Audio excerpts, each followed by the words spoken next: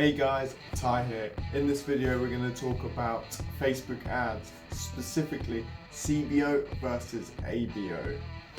Let's not waste any time, let's go.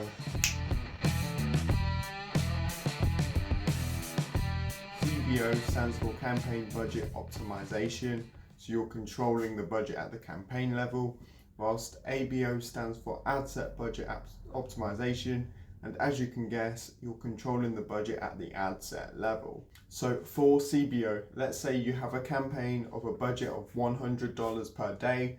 That means no matter how many ad sets you have, whether it's 5, 10 or 20, it's not going to spend more than $100 a day. Sticking with the $100 a day budget for a CBO, if you have 10 ad sets, that doesn't necessarily mean that it will spend $10 on each of the 10 ad sets. What Facebook will do is, the Facebook ad machine will allocate the budget to the best performing ad set. This means you might in fact have 2 ad sets spending $25 a day, whilst the other 8 spend $5 a day. It's not giving all of the ad sets an opportunity to perform, basically. So the Facebook ads algorithm, what I like to refer to as the machine, will decide on what your best performing ads are by analysing your metrics, so your cost per click, your click-through rate, your purchases, and so on.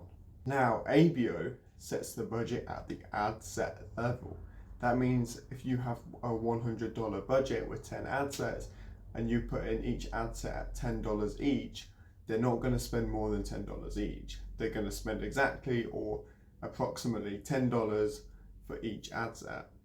This gives you more control at the ad set level. This is why it's more opted for product testing, but we'll get into that in a minute. So for ABO, you are deciding the allocation, not the machine. So you are deciding each ad set is going to spend $10.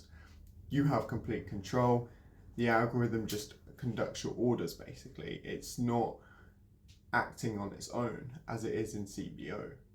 Now, the advantage of ABO over CBO is that you're giving each ad set a chance. On an ABO, you're giving each ad set the chance to spend $10 to give them the chance to perform. The downside is that you are limiting any potentially good performing ads because they can only spend $10. That's the ad set budget that you've given it.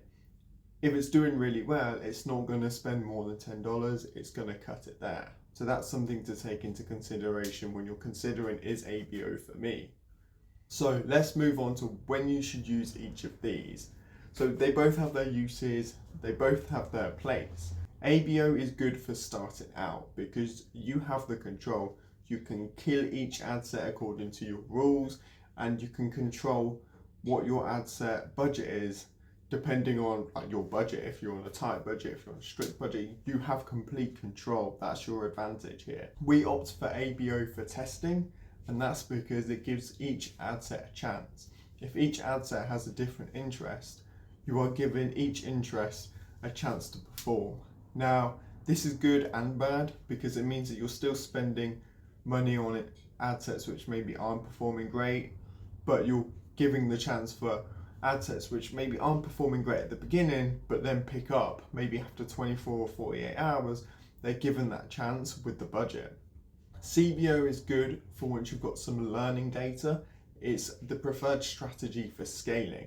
Now with CBO, what you want to do is to prevent it from not giving some ad sets a chance is you want to set a minimum spend. So what you do here is you go into your CBO, go into your ads and set a minimum spend. That basically means that if I'm spending $100 as my CBO budget, I can make each of the 10 ad sets spend at least $5. So that means I'll be spending $50 on all the ad sets, and then the remaining $50, the machine, the Facebook ad algorithm, will determine which is the best performing ad sets and allocate that remaining money. This is one of the ways where you can initially start scaling on a lower budget. So you'd start off with product testing with ABO, and then you'd move over to CBO. You'd create a new campaign, you'd duplicate the winning ad sets, and then you go over to CBO. And then once you've got a few winning ad sets, the machine will do it for you. It's got some data, it's got the information, and then it will allocate the remainder of your budget to the best performing ad sets. This is the best way forward. Now, when you know the best performing ad sets, you can then go to scale further and further and so forth. You can start increasing the budget, and there you go, you'll be on a roll. So in conclusion, that is CBO and ABO in a nutshell. Now, the only reason I made this video is that I get asked this question a lot. What's the difference? Why should I use this? When should I use this? So there you go, now you know. So thank you very much for watching. If you found any value in this or whatsoever, please do consider liking and subscribing to the channel. It really helps me out. And yeah, have a great rest of your day, and I'll see you in the next one.